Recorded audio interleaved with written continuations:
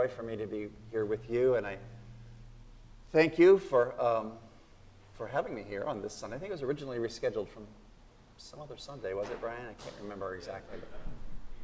Back in April, yeah. So all kinds of things, of course, have gotten scheduled and rescheduled in the last couple of years. So I thank you for that. I thank you for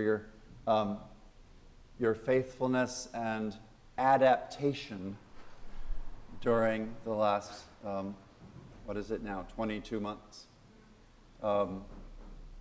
We've been talking for some time about reimagining church, and how the world is changing and we need to think about doing things differently. But little did we imagine that doing things differently would be forced upon us in the way that it has been. So some of the adaptations that we have made, we can imagine actually will be things that we will want to keep, right? I hear in a lot of places that now that we are streaming worship, I should be careful not to get off the screen, shouldn't I? Or maybe, that's so counterintuitive. All right. 5 seconds delay. Yeah, exactly.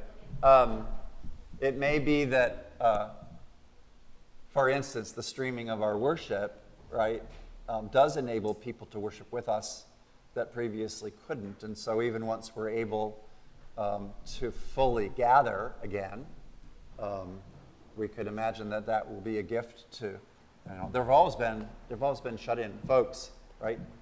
And now, for some months, all of us were shut-in folks, and so we kind of adapted, and so that's something. So there will be things that we'll want, that we've learned to do, that we'll want to continue doing. In a lot of places, checking in on people who can't get to church by phone and other sorts of quick hello visits has increased actually during COVID. So in some ways there will be some blessings, but for the most part, of course, it's been a great grief to us all. A lot of anxiety and grief, which is, we're now having a little bit of resurgence, aren't we? But we are a people of hope.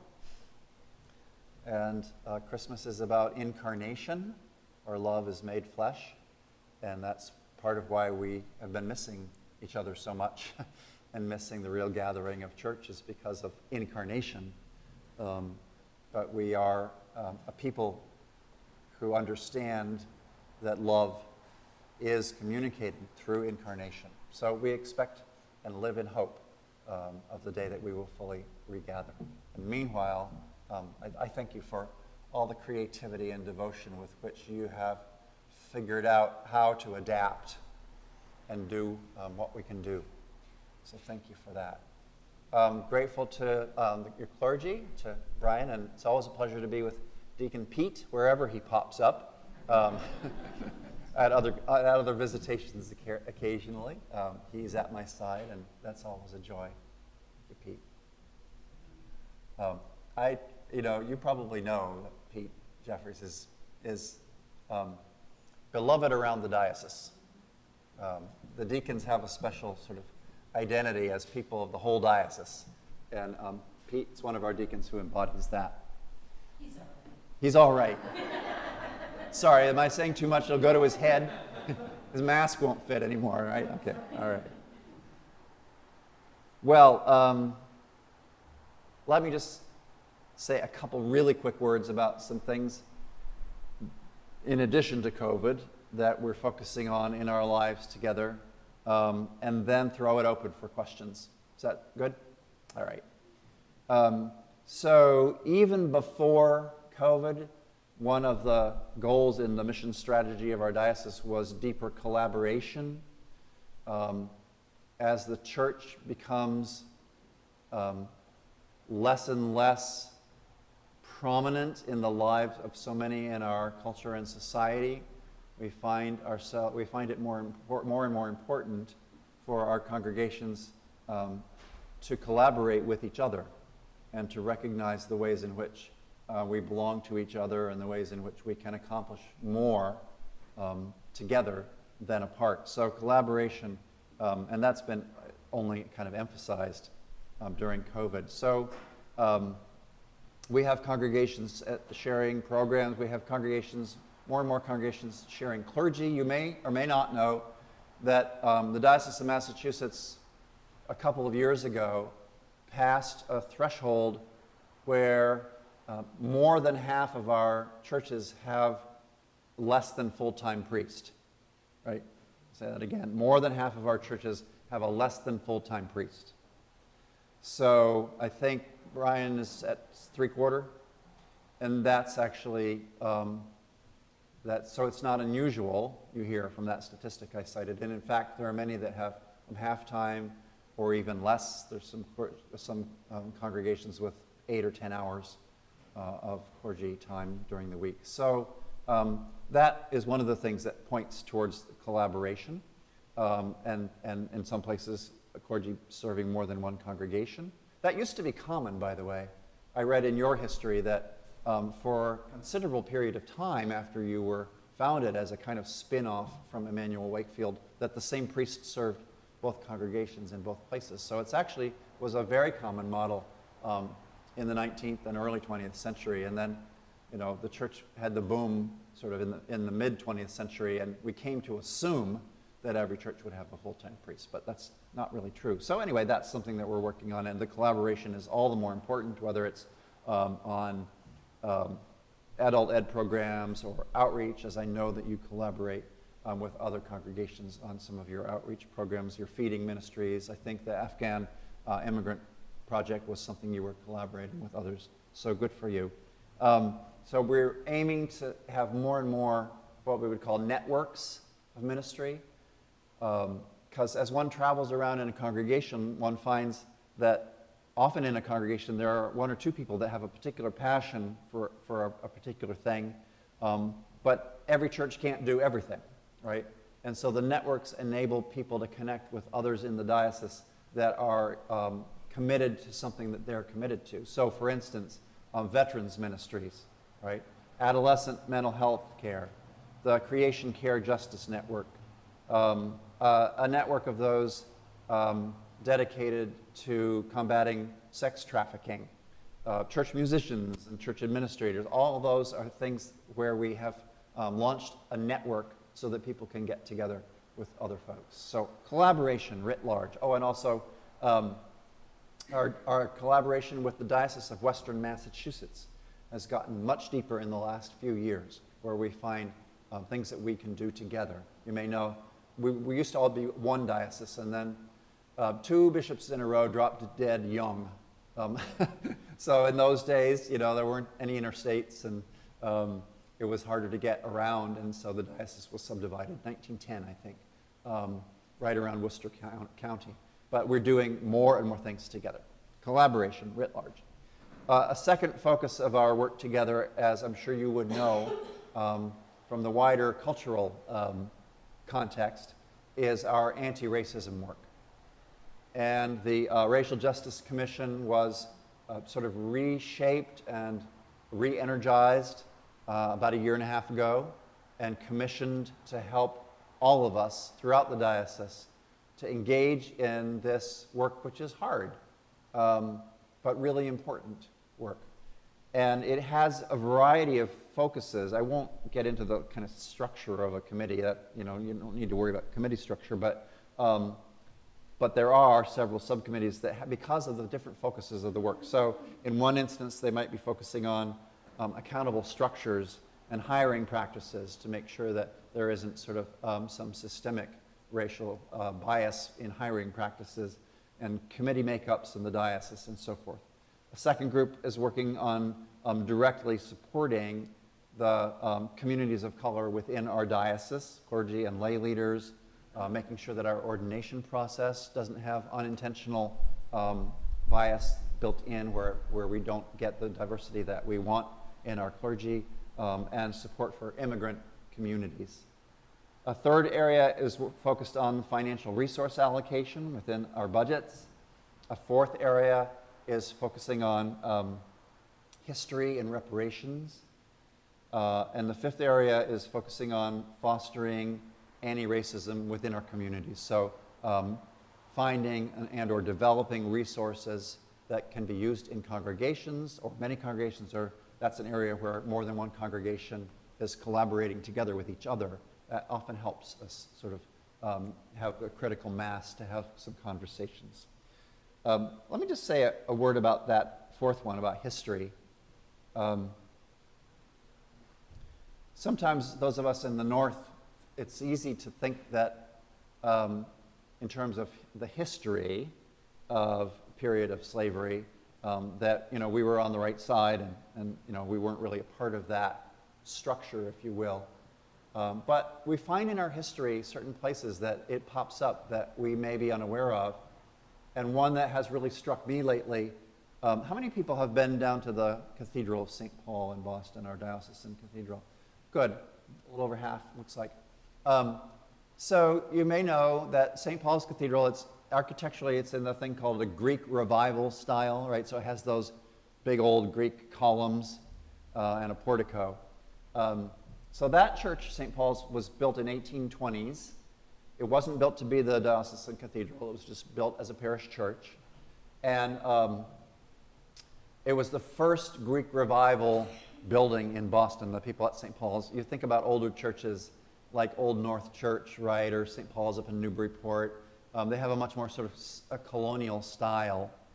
But the people building St. Paul's, they wanted it to look important, so they wanted it in Greek Revival. I think it's, what do you think? I mean, most Greek Revival buildings are banks, right? Right? Because the banks wanted to look sort of big and important. But it's sort of amusing to me that the first Greek Revival building in the city of Boston wasn't a bank, it was an Episcopal church. But anyway, so they needed these columns. And they found that there was a quarry in Quincy where they could get the columns. There are about half a dozen of them. And then they found that there was a quarry in Connecticut where they could get them cheaper. And then they, even factoring in transportation costs, and then they discovered that there was a quarry in Virginia where they were even cheaper, even after factoring in the travel cost. So think 1820, and you can probably imagine why they were cheap. Because they were quarried by slaves. So our church took advantage of the labor of these slaves by buying cheap columns, and every time we enter our cathedral, we're walking through stone that's in some ways imbued with pain. Right? So it's not, people say, well, so what, right? I mean, it's just important to know our stories so that we can remember, right? Because nothing gets healed until it's acknowledged, right? It's like confession and absolution, right, in the church, right? It can't be absolved until it's confessed, right? So that's what that's about. Anyway, that's a big, broad area, and I certainly invite your attention to engaging in that conversation. And there's lots of good materials to help us do that. And then, what else would I say about things we're engaged in? You know what, I think I'm just going to hit on those two, because I think I understand that there are some questions, and I want us to be mindful of our time. So let me throw it open. Either questions or kind of testimonies. If there's something you think the bishop needs to know about the Church of the Good Shepherd, then you're welcome to also offer that. So a question or a witness. No, yes, please. We should pray for those people out west who are suffering from all these tornadoes, and they've lost everything. Thank you. Yep. So he's talking about the tornadoes in Kentucky, right, which have been horrific, right? So thank you. We offer our prayers for those victims of natural disaster. Yeah. And I think confirmation group was going to be here this morning. So Audrey Witham, she's fully vaccinated, had COVID for 3 weeks. She's a long haul. She had to leave. So if you saw her mom left, it was nothing you said during the sermon. Okay. So she Thanks. tried to be here. And then another confirmation student woke up this morning with a sore throat. So out of safety decided not to come. But we have AJ, Jake, and Quinn who have a few questions from our groups. You guys want to shout out a couple of questions to the bishop? Where do you want to go A quiz from the confirmands. Do you want to use the mic? Or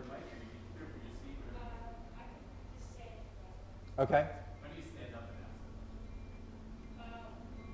Do the bishops in this church have the same rules as other churches? For example, we know when we were married, but thought bishops were not allowed to marry. So the question was whether bishops in the Episcopal Church have to follow the same rules as bishops in other churches, and for example, the issue of married bishops, and whether or not how that jives with what you may think you know, which is that clergy don't get married. So, as regards the specific question of marriage, yes, in the Episcopal Church, clergy are allowed to marry. So not just bishops, but priests and deacons, right, are allowed to marry. I think in other parts of the Christian tradition, so most Protestant churches, their ministers would be allowed to marry. But in the Catholic Church and in the Orthodox Church, that's a little different. In the Catholic Church, the clergy don't marry, except for deacons. Catholic deacons might be married. But priests and bishops, no. But in the Episcopal Church, absolutely. In the Orthodox Church, it's a little different. It's sort of interesting. So they have like two classes of clergy, and the clergy in the Orthodox Church have to get married before they're ordained. So as long as they're married when they're ordained, they could be a married priest, and then if they're not, then So you see, it's sort of interesting to go to an Orthodox seminary sometimes, and these guys are like slowing down the process, until they can find the person that they want to marry. I've seen that happen, and then in most of the Orthodox churches, the bishops are drawn only from the celibate, non-married priests. So a married priest in most of the Orthodox traditions can't become a bishop. So anyway, yes, thankfully, right? I'm glad. I don't know if Trisha's glad. It depends on the day. But yeah, sort of as an aside, bishops wear a bishop's ring. And there are certain churches, even in the Episcopal Church, believe it or not, that are so sort of high church, right, with all smells and bells and whatever, that they like to kiss the bishop's ring. It's a little strange for me, but it's part of their tradition. And so when I go to those churches, that could happen. One time I slipped into the Church of the Advent in Boston for some kind of musical evensong or something, and I didn't have my ring on. I wasn't there officially, so I just was there. And the guy comes up to me and he starts to take my hand and he sees there's no ring on it. So then he looks at this other hand and he's headed for my wedding ring. And I said, no. There's only one person who would be allowed to kiss that ring, and it's not you. So, right? But the broader question of bishops having the same rules, no, it's we're different. What I guess I would say mostly is that, as with priests in the Episcopal Church versus, say, the Catholic Church, there's less of authoritative hierarchy. I mean, we have the structure, but our governance is much more inclusive. So our bishops, for instance, like me, we're elected by the clergy and lay people of the diocese, as opposed to a Catholic bishop who's appointed from above and we're elected from below. That's the wrong, but you understand what I'm saying. And then many of the types of decisions that get made in terms of running the church in our tradition are much more collaborative, where the bishops are expected to, and most of us are happy to govern in a more collaborative manner. So that's another couple differences. What else is on your minds, confirmands? If you ask me something too hard, then I might not confirm you. No, I'm kidding. I was just wondering, why did you want to become a bishop? Why did I want to become a bishop?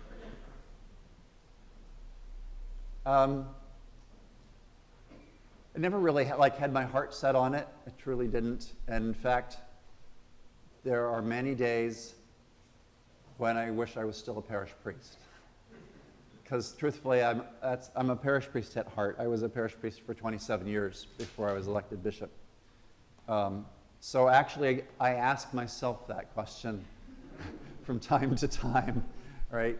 But I felt, well, two things. One was I have a sense of a theology of call, which is to say you make yourself available to the church and to the Holy Spirit and see what happens, and trust that whatever it is that happens was meant to happen. And so when the election here was happening, and some people encouraged me to have my name in with the search process here, I felt a level of obedience and need to be available. Yeah. And also, truthfully, this will sound a little, if that first one sounds all very humble, the first one maybe doesn't, but I looked around at other bishops and thought, well, I could do at least as good as that job as that. And maybe better. So, maybe I should toss my hat and ring. But mainly it's a question of being available and seeing where things lead you. What else? We're glad you are. Thank you, Pete. Thank you. Thanks. Yes? Were you always an Episcopal, or did you convert just when?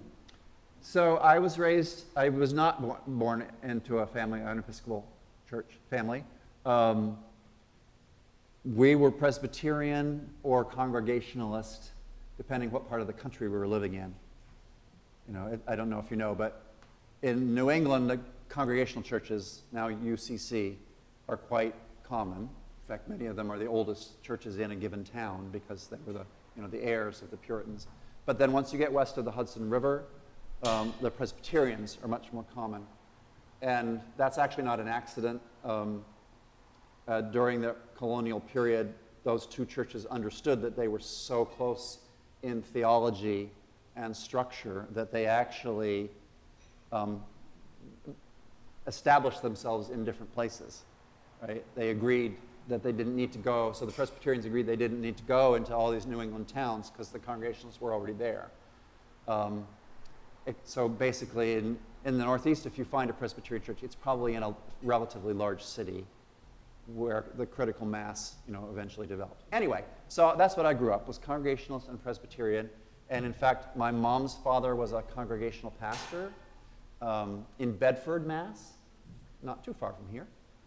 So that's where my mom grew up. Her dad was the pastor there for almost 30 years and a chaplain at the VA hospital. And then my dad's father was a Presbyterian minister out in the Midwest. So I grew up very much in that tradition. When I was in college, the college chaplain was an Episcopal priest, and he had a real influence on my life. Once in a while, people come along in your life that are important figures in your life. So he was, and the other thing was that I was a Russian major in college. I studied the Russian language, and in fact, when I graduated from college, before I decided to go to seminary, I worked for the government as a Russian linguist for an intelligence agency of the US government. And I was a Russian translator and analyst watching Soviet submarines. And then I went to seminary because what else would you do, right? But it was during the college years and early afterwards, because I studied Russian, that meant you can't study Russian language and culture without being exposed to the Russian Orthodoxy. Right? It's very woven into their culture and their literature. And so I started seeing, I don't know if you've ever been in an Orthodox church, it'd be a great thing for your confirmation class to do someday. But it's all very, very ornate and very beautiful, lots of icons and lots of incense and chanting. They don't have instrumental music, it's all a cappella. And so as a kid, having grown up in a very Protestant, very simple tradition, I was very touched by the mysticism of it. There was something about the symbols and the sense of mystery and awe and the place of sacraments. So as a Congregationalist, I had communion 4 times a year. It was like Communion Sunday. That was a really big deal, and it would happen usually about every 3 months. And so experiencing how a somewhat more mystical and more sacramental church tradition touched a different part of me than the Protestant tradition had touched. So even as much as I loved and respected my grandfathers, right, even the best scholarly, Presbyterian 25-minute sermon typically touched my head more than my heart.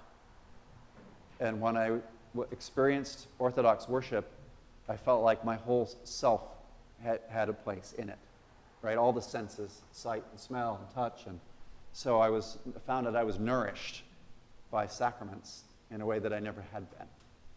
But the Orthodox churches are mostly identified with their ethnic origin. So you might be the Russian Orthodox or the Syrian Orthodox or the Greek Orthodox or the Serbian Orthodox. And I'm not any of those things, right? So I never was going to be at home in any of those churches. But the Episcopal Church I found, and I found it to be the place that had good preaching, scholarly. Well, you didn't get a scholarly sermon today, but you got, a good sort of integrity about the preaching, but also the sacraments and the mystery. And that's how I ended up becoming an Episcopalian when I was about 24 years old. Any other confirmation questions? How much training did you receive from a bishop? So the question was, how much training did I get to be a bishop? So it's a very funny thing because normally one gets trained before one gets a job. But a priest never really knows in advance that they're going to be elected to be a bishop, right? And in fact, there's kind of a stigma, priests who just trot around all the time pining to be a bishop are frowned upon by other priests. We call it purple fever, right? Oh, she's really got purple fever, It's like, just be a priest. That's what you're called to do. So you don't train because you don't know you're going to ever be elected to be a bishop. And then suddenly you get elected and suddenly you're a bishop. So the training actually happens after you're made a bishop. And the Episcopal Church now, these days, has a 3-year training program. So, for a week, once a year, you go and you have, different workshops and things. Most of it's on the job, to tell the truth. But, go and have special training. Like the first one, you get what's called the hat and stick lecture. Like when to put your hat on and how to use your crozier, right? But then some more serious things. You get some training about public voice, because the newspapers will call once in a while and want a statement. So you get a little bit of media training. And then, of course, you get training about dealing with the challenges that arise in congregations and how to be helpful. But all that happens afterwards. We call it baby bishop school. The people that run it don't call it that. They don't like it when we call it that. But that's what everybody calls it, right? For 3 years, yeah. Anything else? Any other questions? Confirmands? What's your favorite part of being a bishop? This. Visiting congregations on Sunday mornings. I said earlier, I still miss being a parish priest because that heart is, the calling that I heard. So I love being in congregations, and it's actually lovely. I mean, occasionally, people are grumpy about something, but it might be hard. But worshiping in 180 Episcopal churches in eastern Massachusetts. So, that's why you don't see me as often as you and I might wish, right? That's presumptuous. I don't know if you care how often you see me, but my point is the mathematics of the thing, right? So I could do about 45 Sunday morning visits in a year, and there's 180 congregations. So you do the math, you figure it's almost a 4-year cycle before I could get around. Now, happily, like I've been here for a number of other kinds of events, right? We had an installation of a new priest, we've had ordination, we've had various, and sometimes I'll be in a church for hosting a regional confirmation or something, but it's the Sunday mornings, and all the churches are different, right? I don't know how much you've had a chance to visit around to other Episcopal churches, but there are the high smells and bells ones, and then churches with choirs, wonderful choirs, churches with no choirs. We have a lot of immigrant communities in our diocese, so we have churches that worship in Spanish or Haitian Creole or several different African languages, Dinka, which is the South Sudanese congregation in Everett, Kiswahili in Lynn, what else? There, at least Igbo in the Waltham African Church. So it's just really lovely to visit around to different places and see how different they are. Yeah, that's my favorite part. Thanks. Any other confirmation gang questions? No, but thank you for coming. You're so welcome. Thank you. Yeah, so I can also throw it open, but also if it's time, I can just hang around, and if you had a question that you wanted to ask and didn't have a chance, should we do it that way, Brian? Sure. Shall we break? Sure. So again, I thank you. It's a great delight to be with you. I trust that your final week of Advent, it's not even a week, right? It's only half a week really till Christmas Eve. I hope that it's a blessed one, and that despite all these limitations and anxieties that we are living with, that you find a quiet place where Jesus can be born into your life again anew and celebrate the incarnation, all the ways that love is made flesh in your lives. So I'll say it. Merry Christmas to you. Blessed Christmas. Thank you. So as I said, if you had a question that you had wanted to ask or something you wanted me to hear about your life together, I'll hang around for a little bit. You're welcome. Thanks, everybody.